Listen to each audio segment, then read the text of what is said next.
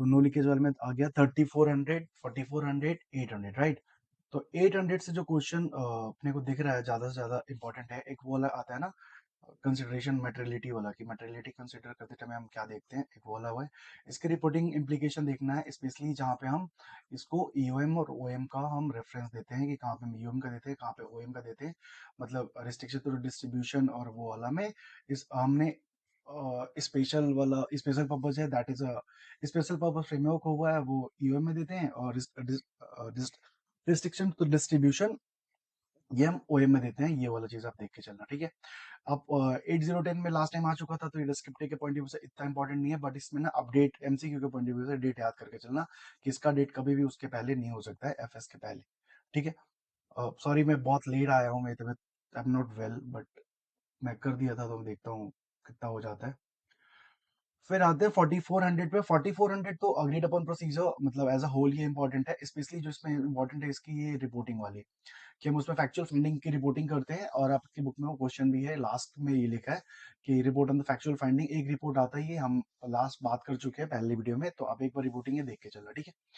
फिर 44 जो compilation engagement आता है, कंपाइलेशन एंगेजमेंट का उसका जो दो क्वेश्चन है, मीनिंग एंड पर्पस, उसके बाद उसका परफॉर्मेंस है, परफॉर्मेंस बहुत इंपॉर्टेंट है, उसका परफॉर्मेंस बहुत ज्यादा इंपॉर्टेंट है।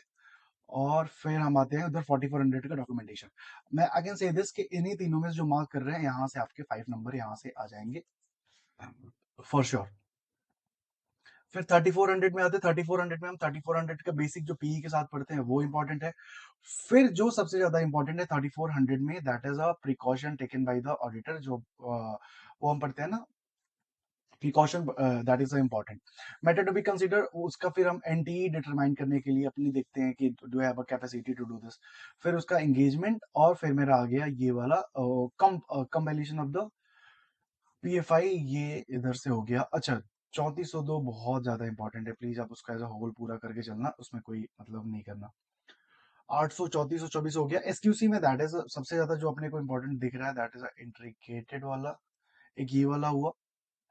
बहुत दिन से ये वाला नहीं आया, इक्यूसीआर वाला। इक्यूसीआर जो लिस्टेड एंटिटी के केस में हम करते हैं, जो अपन पढ़ते हैं, वो बेसिक सी चीजें हैं। और ये 220 का है, क्वालिटी ऑफ होल्ड वाली जो पॉइंट है ना, 220 में हम पढ़ते हैं, वो वाला प्लीज आप इसको देखे चलना, ठीक है। इक्कीसवां रिव्यूअर वाला ये तो मोटा मोटी एसक्यूसी पूरा ही हो गया। अब मॉनिटरिंग, मॉनिटरिंग पूछा नहीं है बहुत दिनों से। क्वालिटी ऑफ द फर्म नहीं, क्वालिटी ऑफ द फर्म तो ये शायद आरटीपी में है, तो I am not so sure about this. Monitoring, ये प्लीज तीनों ये आप देख के चलना है एसक्यूसी में, दैट में आस्क। एसक्यूसी ये हो गया। अब फिर आते हैं अपन इसमें 240 तो अपने को इंपॉर्टेंट है, इसमें हम एफएफआर वाली रिपोर्टिंग पढ़ते हैं। और फिर स्पेशली ये दोनों बहुत ज्यादा इंपॉर्टेंट है। 240 में आपको स्ट्रेट क्वेश्चन देखने को कब मिलेंगे, वो एज अ रिस्पॉन्स आपको देखने पड़ेगा कि असर्शन लेवल पे आपको रिस्क मिला है, और आप उसको कैसे प्रोसीड कर रहे हो, जिसमें हम देखते हैं कि डिटेल में जर्नल एंट्री चेक करेंगे। ये वाले आंसर आप प्लीज इसको रेफर करके चलना। इसमें एक डॉक्यूमेंटेशन का पॉइंट है, last to last time add हुआ है, अभी तक ये पूछा नहीं गया, तो आप डॉक्यूमेंटेशन करके चलना। ये एमसीक्यू के पॉइंट ऑफ व्यू से इंपॉर्टेंट है, दैट इज असेंबली वाला। ये हम कई जगह पे एक टाइमलाइन के हिसाब से करते हैं, यहाँ पे 60 डेज में करते हैं, ये वाला पॉइंट लेके चलना। 260 आई टोल्ड यू अर्लियर कि ये वाला 260 इंपॉर्टेंट है। 260 में क्या इंपॉर्टेंट है, ये दो वही अपने दो क्वेश्चन, ये रिपोर्टिंग एंड अंडर द, फिर इसमें ईओएम ओएम वाला जो अपना है, ईओएम उनका मतलब रेफरेंस है, और फिर किसकी क्या रिस्पॉन्सिबिलिटी बनती है, दैट इज 402 आएगा ही आएगा भाई, आएगा 402 302 में 402 और 3402 में से एक पक्का पक्का आएगा। ओके, इसमें एक क्वेश्चन है, that is for impact of the unrecorded का, ये वाला प्लीज आप देख लेना। द इम्पोर्टेंट, पता नहीं, 501 इंपॉर्टेंट है, 501 इंपॉर्टेंट है। 501 में स्पेशली जो दो दो इंपॉर्टेंट है, इन्वेंट्री वाला पॉइंट आरटीपी में आ गया, तो वो सेम चीज रिपीट नहीं करेंगे। External confirmation last time negative आया था एमसीक्यू में, तो आप ये एमसीक्यू के पॉइंट ऑफ व्यू से आप इसको देख सकते हो। एक इसमें दो 505 में रिलेटेड पार्टी वाला जो अपना है, रिलेटेड पार्टी, आप प्लीज इसमें ये वाला देखना कि matter to be consider discussing amongst the, आपको अपने ऑडिट टीम में क्या वो लास्ट टाइम आ चुका था कि आप अनडिस्क्लोज आया है, तो मई में आ गया था, आई गेस मई कभी आ गया था, तो वो इसमें फिर हम कम्युनिकेशन पढ़ते हैं with the TCWC, that is important. Subsequent, subsequent ये दोनों आप प्लीज इसके क्वेश्चंस रेफर करके चलना, जो आपके बुक में क्वेश्चन है। अगर आप क्वेश्चन नहीं किए, 570 लाइकवाइज बहुत ज्यादा इंपॉर्टेंट है, 570 आएगा ही आएगा। ओके, और here we go, what we have, internal audit में जो अपने को एक तो 610 के साथ जो इंटरनल ऑडिट पढ़ते हैं उसमें ये वाला है कि सरकमस्टांसेस जहां पे internal audit can not provide the direct assistant. एक ये वाला क्वेश्चन है, अभी तक ये दो बार से नहीं पूछा आई गेस। और इंटरनल ऑडिट में एक चीज और इंपॉर्टेंट है, मैंने कहीं मार्क कर रखा है, ये पीडीएफ में आपको एक टेलीग्राम पे शेयर कर दूंगा, आपको मिल जाएगा सारा। When come to the group audit में प्लीज एड एडजस्टमेंट एमसीक्यू के पॉइंट ऑफ व्यू से आप देख के चलना है कि क्या टेम्पररी है क्या परमानेंट है। और मतलब क्योंकि कुछ चीजें ही परमानेंट है, जो 103 वाली होती है वो परमानेंट होती है, बाकी सारी चीजें अपनी टेम्पररी होती हैं। हाँ, ये प्लीज क्वेश्चन देख लेना, मर्टिलिटी डिसाइड करते हैं, दैट इज मर्टिलिटी जब डिसाइड करते हैं कहाँ पे, मेटर्निटी डिसाइड करते हैं जब सीएफएस में, कि दोनों की मेटर्निटी कम होती है और ऐसा कुछ, वो वाला जो पॉइंट है। इसका रिपोर्टिंग इम्प्लीकेशन रिपोर्टिंग बहुत दिन से इसका नहीं पूछा गया है, और ये सारा चीज हम ऑलरेडी डिस्कस कर चुके हैं, बस क्वेश्चन आंसर के फॉर्मेट में डिस्कस कर रहे हैं।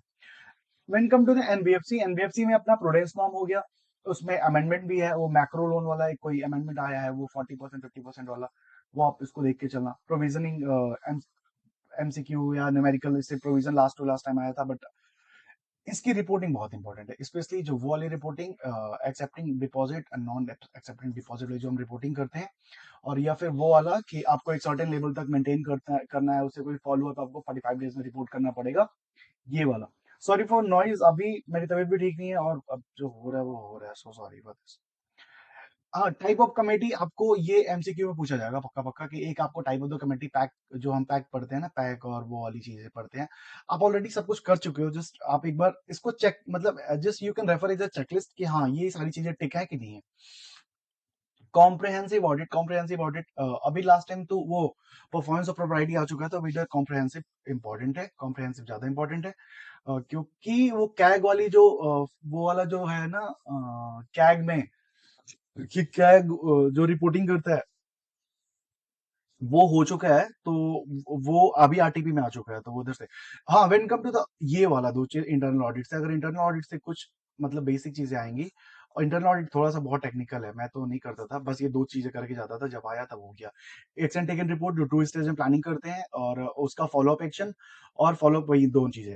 ड्यू डिलिजेंस बहुत ज्यादा इंपॉर्टेंट है, क्योंकि due diligence last time 2-3 attempt आया नहीं है। ड्यू डिलिजेंस में बेसिकली जो मेन मेन इंपॉर्टेंट चीज है, एक तो ये वाला है 4 मार्कर आपको दिख सकता है, और आपको क्या दिख सकता है कि that is a work approach और कंटेंट एंड वर्क अप्रोच, ये दोनों चीजें आपको दिख सकती हैं। When come to the professional ethics में हम बात कर रहे थे कि बेसिक्स, प्रोफेशनल एथिक्स को अपन 4 ग्रुप में डिवाइड करके बैठे थे। उसमें बेसिक्स वगैरह था, उसमें प्रोफेशनल कॉम्पिटेंस एक बार देख लेना, लास्ट टू लास्ट अटेंड आया था आई गेस। और उसमें जिससे गार्ड टू थ्रेड पढ़ते हैं कि एडिशनल टाइम पर क्वालिफाइड पर्सोनल एंड ऑल, ये वाला। फिर वन कम टू क्लॉजेस, तो क्लॉजेस तो अपने को सारे ही इंपॉर्टेंट, फर्स्ट शेड्यूल को पूरा पूरा का इंपॉर्टेंट है, उसमें आपको क्या करना है, एक क्लॉज 9 लेके चलना है, क्योंकि उसमें कोई अमेंडमेंट आया है। हम उसमें 139 140 का ही रेफरेंस देते थे, अब यहाँ पे 141 का भी हम रेफरेंस देते हैं। और इधर जो अगर कुछ आपको करना है तो 6-7 आपको पक्का पक्का दिखेगा, आपको 12 दिख सकता है, बहुत दिन से 11 1 और 12 पे क्वेश्चन नहीं आए। When come to the second schedule हो तो पूरा ही है। डिसिप्लिनरी कमेटी प्लीज देख के चलना, वो वाला जो रिप्रीमांड वगैरह हम पढ़ते हैं, क्योंकि नो क्लार पढ़ने की जरूरत नहीं, नो क्लार लास्ट टाइम आ चुका है, तो आप हल्का हाथ रखोगे चलेगा। ऑडिट में वैसे भी अपने को सब कुछ नहीं करना है, जिनके 6-7 क्वेश्चन बन जाए that's enough for us, like हो जाएगा काम। एमसीक्यू ईएसबी गाइडलाइंस जो आए हैं वो इंपॉर्टेंट है, चैप्टर 7 इंपॉर्टेंट है, वो इसमें दो चीजें पढ़ते हैं हम ड्यूज वाले, तो हाँ, चैप्टर 7 ये वाला चैप्टर वाला है, आप प्लीज देख लेना इसको, सॉरी मैं थोड़ा जल्दी में हूँ। मैनेजमेंट कंसल्टेंसी उनका फेवरेट बना बैठा है, मैनेजमेंट कंसल्टेंसी हर अटेम्प्ट में 2-3 नंबर, मतलब हर अटेम्प्ट में या तो एमसीक्यू पूछ रहे हैं या फिर कुछ पूछ रहे हैं, ये पूछ ही रहे हैं, मैनेजमेंट कंसल्टेंसी उनको बार बार फ्रिक्वेंट पूछ रहे हैं, ठीक है। व्हेन कम टू द उसका कारो, कारो मैंने मेंशन किया था कहीं पे, कारो कहीं पे मेंशन किया था, कारो दिख नहीं रहा है, ओके। आई टेल यू कारो का क्या करना है। 700 में बस दो चीजें इंपॉर्टेंट है, कि हम वो वाला जो सेगमेंट पढ़ते हैं ना, कि एक आईएसए वाला रेफरेंस, कि we have a to board, एक आईएसए वाला है और एक सप्लीमेंट्री इन्फॉर्मेशन वाला 700 में, ये इंपॉर्टेंट है। एमसीक्यू के पॉइंट ऑफ व्यू से आप ये देख के चलना है कहाँ कहाँ पे उसकी ऑडिटर रिस्पॉन्सिबिलिटी की लोकेशन हो सकती है। कैम का भाई, कैम आपको एमसीक्यू में पक्का पक्का दिखेगा, कैम और ईओएम, इसका ये आपको दिखेगा ही दिखेगा, कैम ईओएम, और कि आपको आइडेंटिफाई करना होगा कौन कहाँ पे होएगा। आपको ड्राफ्ट आना चाहिए, रिपोर्टिंग कैम का ड्राफ्टिंग आना चाहिए, हम लास्ट में भी बात कर चुके हैं, और ये आना ही चाहिए। फिर ये इंपॉर्टेंट है कि हम कब कैम कम्युनिकेट नहीं करते हैं, जो पब्लिक आउटवे वाली चीजें पढ़ते हैं वहां पे। एक 705 से ये अपना टॉपिक है, inability to obtain the sufficient and audit evidence. वो तीन चीजें पढ़ते हैं जहां पे हम जब हुआ और फिर उसके कॉन्सिक्वेंसेस क्या है, व्हाट आर द कॉन्सिक्वेंसेस जहां पे हम उसको ऑब्टेन ही नहीं कर पा रहे हैं, दैट आर द थिंग्स कि वो चीजें अपने को करके चलनी पड़ेंगी, राइट।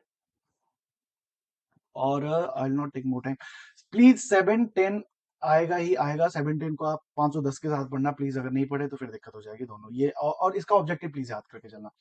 इसमें बस अदर इन्फॉर्मेशन 720 में आप करके चलना, ओके।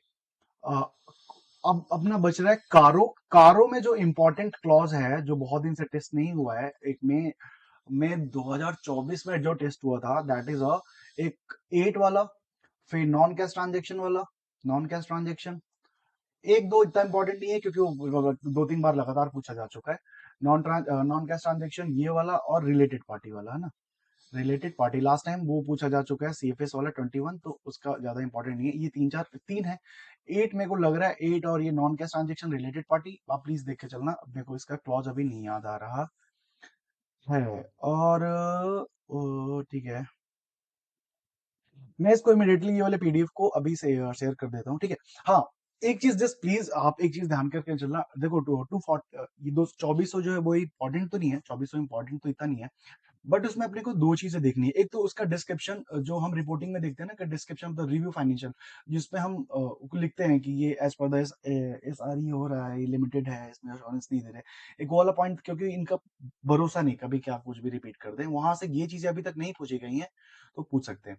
एक एमसीक्यू के पॉइंट ऑफ व्यू से ये आप प्लीज देख के चलना कि हम वो करते हैं कि जब गोइंग कंसर्न वाला जो इम्पैक्ट होता है कि मूर्ख पैरा होता है, तो उसमें हम ईओएम में डाल के रिपोर्ट को मॉडिफाई कर देते हैं, दिस आर द थिंग्स। और तो कुछ, when come to the one thing, just one thing left, that is a ESG, ESG, ESG, when come to the ESG, ESG में ना आपके जो प्रिंसिपल हैं, आपका principle 6 consumer to be fix, और 9 अभी आरटीपी में है, तो आरटीपी वाला तो आई डोंट थिंक सो कि आएगा। 6 और 2 प्लीज अच्छे से करके चलना। और उसमें दो तीन चीजें, एक तो जीआरआई वाला जो पॉइंट है, we to talk about this, GRI वाला एमसीक्यू के पॉइंट ऑफ व्यू से, या फिर जीआरआई की रिपोर्टिंग क्या होती है कि कार्बन इमिनेशन, वो एकदम छोटा सा पॉइंट है। फिर आप एक जो है ना, जो हम पढ़ते हैं मेथोडोलॉजी की, हम कैसे उसको करते हैं, तो ये सारी चीजें हैं और अपना हो जाएगा। सो सॉरी, मैं बहुत बाद में लेकर आ रहा हूँ चीजों को, और मेरी तबीयत ठीक नहीं थी। Okay, when come to the audit, अपने को करना क्या है कि भाई सुनो, अपने आराम से सबका तैयार हो चुका है, बस आपको अगर ये शीट, ऑब्वियस है मैं टेलीग्राम में भी डाल देता हूँ, सबको मिल जाएगी। आपको बस ये करना है ना, जब आप एग्जाम में बैठो, you need to identify the 6 question, 6 to 7 question that आप जिसको आप डिलीवर करने वाले हो, दैट्स इट। जिसमें से 6-7 क्वेश्चन में आपके दो क्वेश्चन आपको एज इट इज पीई के क्वेश्चन मिलेंगे, अगर आप क्वेश्चन प्रैक्टिस किए हो तो। फिर दो क्वेश्चन आपको ये 34, 44 और 800 के मिलेंगे, पक्का पक्का। 4 क्वेश्चन आपके हो गए, एक आपको एनबीएफसी का क्वेश्चन मिलेगा जो आपको फैमिलियर लगेगा, एक आपको कारो का क्वेश्चन मिलेगा जो फैमिलियर लगेगा, एक आपको 700 का क्वेश्चन लगेगा जो आपको फैमिलियर लगेगा, राइट। तो ये सारी चीजें, फिर ईएसजी का क्वेश्चन होगा। कुछ क्वेश्चन हैं जहां पे अपने को 6-7 क्वेश्चन निकालने हैं, 7 क्वेश्चन को अपने को डिलीवर करना है कि एटलीस्ट मेरा वहां से 20 मार्क्स आ जाए आउट ऑफ द 7 क्वेश्चन। बाकी का ऐसे वाला पार्ट आप अच्छे से अटेम्प्ट करो और अपना काम हो जाएगा, राइट।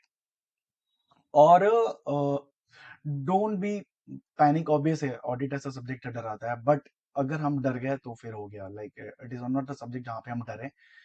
और प्लीज, आपको जब लगे कि आप बहुत ही लैंग्वेज जेनरिक लिख रहे हो, तो थोड़ा सा पॉज लेना, थोड़ा सा पॉज करना। मैं पॉज ले देता हर 5, मतलब एक क्वेश्चन लिखने के बाद जैसे I try to read the answer, कि जो मैं लिख रहा हूँ, जो मैं लिखना चाह रहा हूँ वही सेंस हो रहा है कि नहीं हो रहा है, राइट। तो आप please try to do, just do the things, ये वाला, क्योंकि ऑडिट में अपने पास टाइम रहता है, डोंट वरी। ऑडिट में पूरा पेपर नहीं आता है, दिस इज ट्रू। तो जो आता है आउट ऑफ द 70, 40-45 का बहुत अच्छे से आ रहा होगा, तो उसको बहुत अच्छे से करना है, क्योंकि एक सर एक वो है, एक डेटा है डिस्क्रिप्टिव में, जो एवरेज मार्क्स है सीए फाइनल स्टूडेंट का ऑडिट में, that's only 6 to 8 marks, right. तो पास वही है जो 20 का बैरियर क्रॉस कर गया है, और 20 का बैरियर क्रॉस करने के लिए अपने आप को जो 6-7 क्वेश्चन है वो अच्छे से डिलीवर करने पड़ेंगे, जहां पे अपने को 22, 25, 30 नंबर बन जाए। और बाकी एमसीक्यू ऐसा आता है कि 6-7 एमसीक्यू इजिली आते हैं, 3-4 ऐसे अटपटे से आते हैं, और हो जाता है। बट जो मेन फोकस है that your focus would be on descriptive part कि भाई डिस्क्रिप्टिव से मेरे को एटलीस्ट 6 से 7 क्वेश्चन डिलीवर करना है. That's it.